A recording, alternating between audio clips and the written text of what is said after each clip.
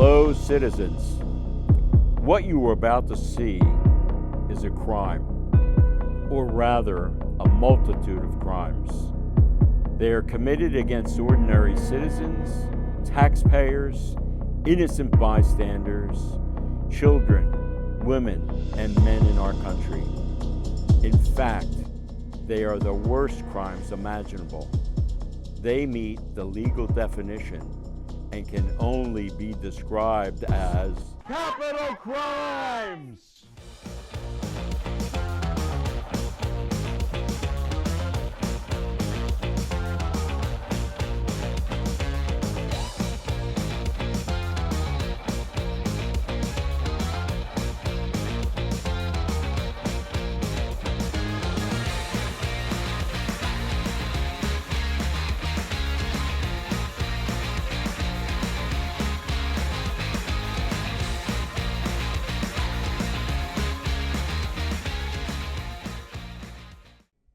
Oh, there should be no better subject for capital crimes to investigate but the subject of Wall Street, the Washington-Wall Street nexus, the international capital markets, money laundering, tax evasion, etc., because it is an arena that the producer of capital crimes knows so well. For occasional insight into the dirty tricks that are commonplace in today's investment world, and the reason why the average investor is just picking up the crumbs from the market gains, we will now look in on one of the denizens, a young and ruthless vice president of Golden Snacks. Hello, this is Hannah Manieri. Oh, Senator! What a pleasant surprise, but a little overdue, don't you think? Well, that's almost excusable. I know you have been busy with so much going on. Of course, your investment concerns are valid, Senator, and if you remember, I have always empathized with them. Hannah listens. Well, now that you have explained the sensitive nature of your involvement, we can keep any news about those foreign entanglements to ourselves. Oh, that's all right. I told you when I met you that confidence and trust is our standard at Golden. Oh, please, you don't have to flatter me. Oh, you remember what I wore that night? Well, that kind of compliment is welcome. Well, now that you mention it, there is something that you could whisper in my ear. No, not that. I was thinking instead about the next move on trade coming from your friends in the cabinet. You are so big and important, and knowing that in the circle, you could tweak my ear with a little insight on what might be coming? That would be a surprise. Now, do let me go before you fill my head with visions of sparkling things. I've got to get to work on releasing you from those private credit bonds, giving you nightmares. Let's turn that tossing and turning into pleasant dreams. I will give you a call back later this afternoon. Okay, tomorrow morning then, my patrician. Golden Trading Desk? Zeke, I've got something for the three of us. Right, but Goldman is third in line behind you and my account. Capiche? Yeah, short the shipbuilders, Maersk, and the rest of the shipping fleets and buy me some puts on bunker fuel with everything I have in the account from the EV trades, right? Right? Everything. Now, promise me the order flow is you, me, then our golden tree. Okay? That's what I like to hear. Don't worry. Bonus time will still be sweet. Who? You know better than that. But let's just say a little migratory bird flew all the way from Washington. Adios. Anyone who's been paying attention to sports around the world recognizes that it is rapidly growing in variety, international reach, and most importantly, in its capture of big, big money. Let's tune in to learn more about one aspect of this phenomenon, which is luring more and more time from the average fan and more money from their pockets. Just until a few years ago, sports betting was illegal under federal law. But ever since, the federal ban on sports betting was struck down by the Supreme Court in 2018. Sports gambling in the United States has exploded, with annual wagers zooming from only $5 billion before the ruling to $100 billion today. That's already larger than the GDPs of 2/3 of the world's nations. And the global sports betting market size is expected to grow at a compound annual growth rate of 11% from 2025 to 2030. Today, it is everywhere. Go team!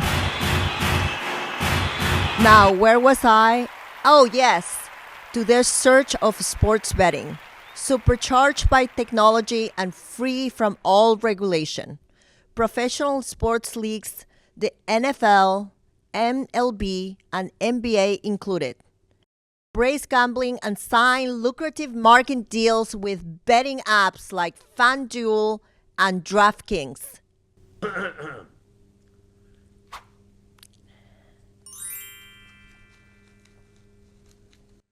Sorry about that.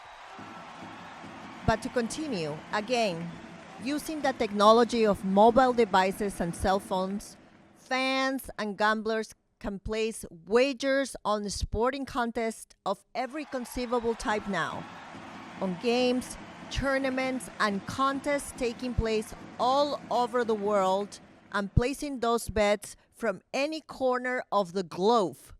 The virtual casinos are now able to market and gather clients in every continent of the world. Now, that's what I call globalization.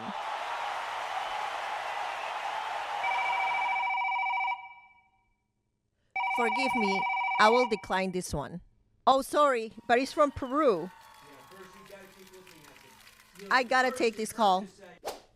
Yes, Guerrero, 2 goals, okay.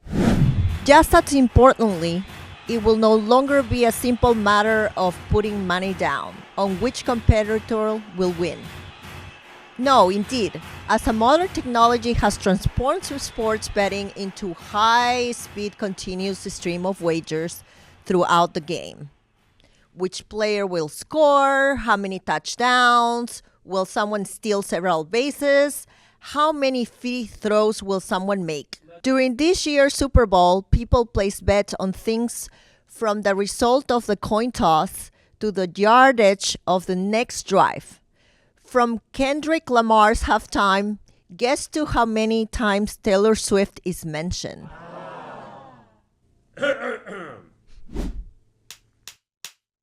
Judge didn't hit those 2 homers.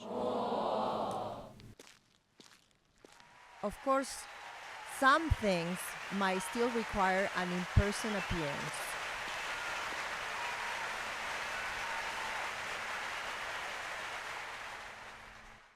Well, that's all for this installment of Cash Coliseums. This is Tatiana Velasquez reporting to you live from First Crypto Stadium. Does anybody know the score?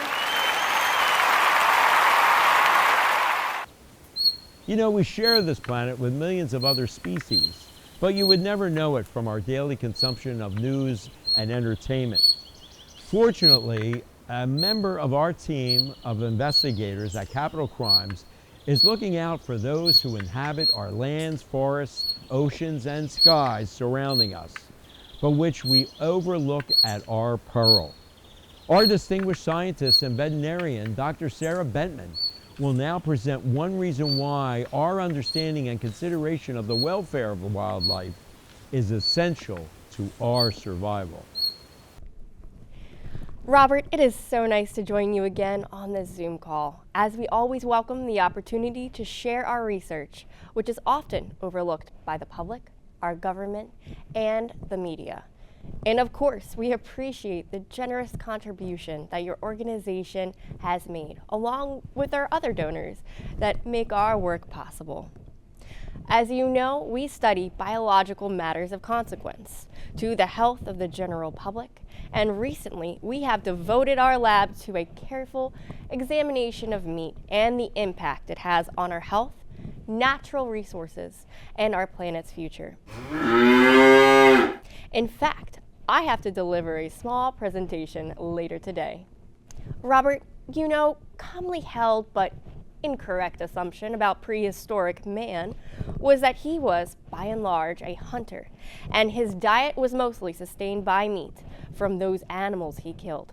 But recent findings, and perhaps the best DNA analysis of some of the earliest human remains discovered from over 23,000 years ago, suggest that man relied largely on a plant-based diet. Those human bones found in present-day Morocco suggest, at best, early man was an herbivore. And although meat may have been on the menu, he relied much more heavily on plants such as oats, acorns, and pistachios. Please excuse me one moment, Robert. This is one of our donors calling. Yes? We got the check. Thank you so very much. But I'm having trouble hearing you. Ah, you're enjoying your dinner at the Texas Steakhouse. Well, I am on another call. Thanks for understanding. Sorry about that, Robert. Now, as I was saying, here at our laboratory, we continue to discover a variety of reasons why beef from cattle is harmful in its production, its consumption, and the aftermath on the environment.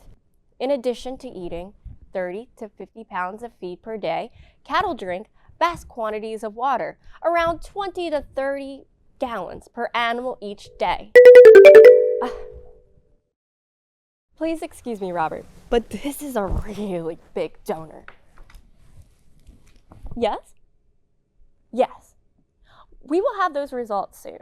We are simulating the data, and I should have the report ready by the end of the week. I don't know if I have time personally to share it with you over beef bouillon, but I'm in a meeting right now and I must go. Robert, my apologies. But as I was saying, aside from the enormous drains of our freshwater systems, agriculture, crops, and land, are the health consequences. 80% of the 33 million cattle slaughtered each year in the US are raised on industrial farms. And think about this. The average cow is 23% heavier today than 50 years ago, largely as a result of hormone management. And it's no wonder they are larger. They all receive a diet of pharmaceuticals.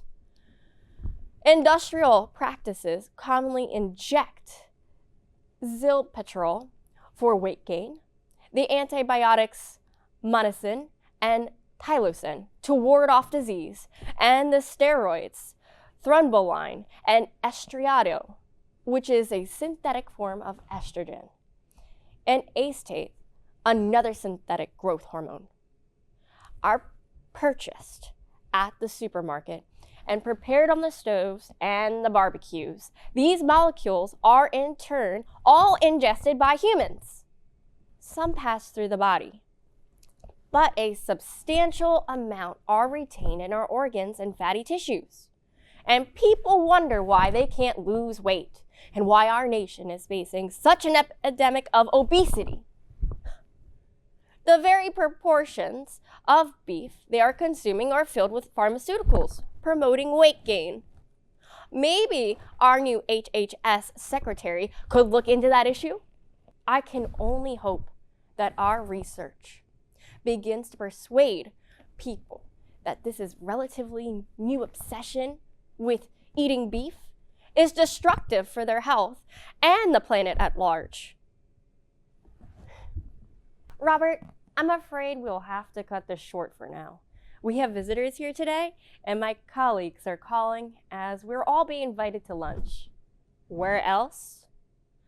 Burger Queen. Now I want to introduce you to another department that we call the Tale of Two Worlds. Oh, Robert, it's so nice to video conference with you again. I know it is early morning for you in Washington, but it's almost the end of the day here in Dubai. And I just have a little time to chat with you before I prepare to go out to dinner.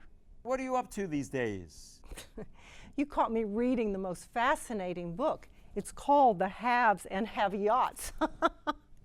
And I can hardly put it down. It has so much to say about the people I know. And I remember I promised to talk to you about the dreaded word, taxes, and why my upper 1% of society don't pay them in the US, or for that matter, we don't pay them to any government. You know, taxes are antithetical to our way of life. Of course, most of us in my strata of life don't really deal with the mundane task of filling out tax returns. But eliminating taxes enables us to continue living at the standard to which we are accustomed. Where do you do most of your banking these days? Well, Robert, funny you should ask that question, because until recently, almost all my friends and I held our primary accounts in Zurich. But after a series of scandalous revelations about corporate and wealthy tax client evasion in Switzerland, there has been so much pressure from the previous US and European authorities that even the Swiss had to surrender some of their secrecy regarding our accounts there. And dearie, did that set off some alarm bells and send many of us running to a new location, the hospitable and very welcoming government of the United Arab Emirates and the secretive bankers of Dubai. Dubai has emerged as the new money center for so many of us. And I should have known all along because I lived in the area for 20 years in Saudi Arabia, right across the Gulf.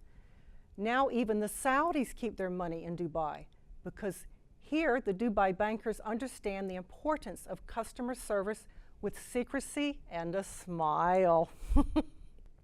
Now I know you wanted me to explain how we get around all those pesky laws the US and other governments impose as they try to tax me and my friends. Well, to start, all our accumulated assets that we transferred to Dubai are kept secret, so no government has any right to know anything about them. It's none of their business. You heard the expression, what happens in Vegas stays in Vegas? Well, here we say, what assets we hide in Dubai stay hidden from IRS eyes. But for our new money that is generated each year, we need extra protection from the tax man, and for that purpose, we hire the best tax law firms. With their help, we set up intricate webs of charitable foundations which enable us to pass through many of our corporate holdings and stocks onto donor-advised funds, which we as directors also happen to manage. How convenient! And finally, like so many families, we have created what is now referred to as a family office. Sounds heartwarming, doesn't it? Although most little people have never heard of the concept. Family offices are the biggest new trend in wealth management for our upper 1%. And now that includes over 3,000 billionaires. Over 15,000 new family offices were created in the last few years. And I know many of these families. And the newest trend in family office investing is to avoid the public markets altogether. You know, the volatile public stock markets that the little people invest in. Instead, our managers prefer we invest in private equity and private credit. The returns are steady and not subject to all those wild ups and downs that your little people experience with their investments. God bless the little people for their investing courage. I don't know how they handle all the pressure of not knowing if their retirement funds are crashing one day to the next. For our investment, the operative word here is private, which means that we don't have to deal with all that financial reporting nonsense that the SEC and other agencies insist upon. And our guaranteed returns continue to grow our fortunes. And with no taxes, there is no end in sight. Did you know that the wealth held by American billionaires alone more than doubled in the last 10 years? Not bad, wouldn't you say? There is such a sense of freedom here in Dubai. Freedom for those of us with means to live and do what we want. Freedom from taxes. But I have to go now. The next time we talk, I will tell you more about how we travel and why your little people seldom see us. Ta-ta. Thank heavens, as part of the Capital Crimes Research Team, we're blessed to have the unparalleled sage of science and distinguished Professor Ayans Hoskameyer with us to reveal the more complete and ugly truths behind these scientific endeavors. Professor, are you there? Sorry, I left you on the Zoom, but I had to attend to a few Bunsen burners, warming up some molecular soups of mine. Yes, now I remember. You were asking me about some of the research going on and whether there were any risks associated with it.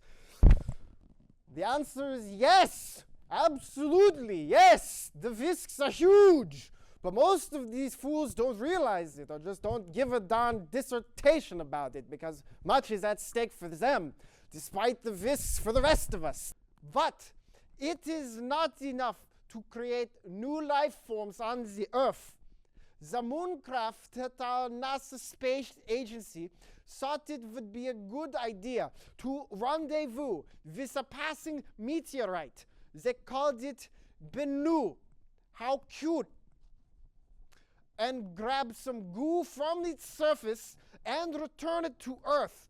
Potential biological material, aka life forms that were somehow able to survive in the most hostile, arid, acidic environment possible, filled with extreme temperature variations and radiation exposures, but now brought to our warm and wet planet, one, conducive and propagating life landing smack in America's heartland. What could possibly go wrong? For any nincompoops out there who never heard of the book and film Andromeda Strain, its author and physician, Michael Creighton, forewarned of this mistake in 1969, and he even predicted its landing in the same state, Utah. You can't make this stuff up. And finally, does any scientific body, government agency, legislative body, or security agency really know what enormous risks are being taken under the ground beneath the borders of Switzerland and France in a circular magnetized tunnel? The Large Hadron Collider is the world's largest and highest energy particle accelerator, a 17-mile ring of superconducting magnets built by CERN and operated by over 100 countries. Each scientist claims they are unlocking the secrets to the universe, but smashing atomic particles into each other at the speed of light to see what comes out the other end is more like smashing a Swiss watch with a hammer to find out what parts make it run. I went to university with many of these numbskulls. They were ninny hammers then, and they are even bigger schlemiels now. And if splitting atoms created atomic reactions and pushing atomic elements together produced hydrogen bombs, what guarantees do we have that such experiments on protons, electrons, neurons, quarks, gluons, and even more fundamental particles and states of matter won't result in even greater unleashing of power, or conversely produce a new black hole or new dimension, which could implode and swallow a planet in a nanosecond? Some of these same physicists at CERN recently decided they needed to move some antimatter they created to another laboratory. A tricky operation considering that even the slightest contact with real matter could produce a cataclysmic explosion. This year, the antimatter will be transported by truck over 700 kilometers to Heinrich Heine University in Dusseldorf, Western Germany. I quote, "If you can do it with protons, it will also work with antiprotons," says CERN physicist Christian Smora. Now, that can make for a very, very nervous lorry driver. Oy vey! Capital Crime brings you our crisis weather report with our weather wizard, Aisha.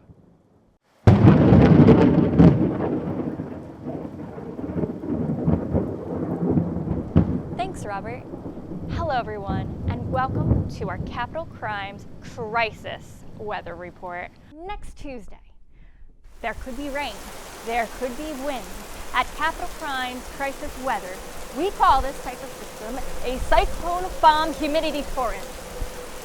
Our Heights Up weather model predicts that somewhere in the 1,000-mile radius of our viewing community, there could be lightning, there could be flooding, with huge puddles, lots of water, and strong winds enough to blow the hats off of heads. We expect at least a quarter to a half an inch of rain, gushing millions of gallons down the Potomac River.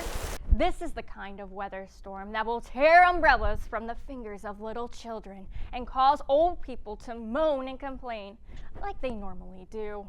The lightning from this, what we here at Crisis Weather call a reverse typhoon, could cause power outages, and all thunder alone could frighten animals into their hiding locations they normally use to avoid panicked humans. We anticipate widespread damage to outdoor trash cans and significant loss of insect life.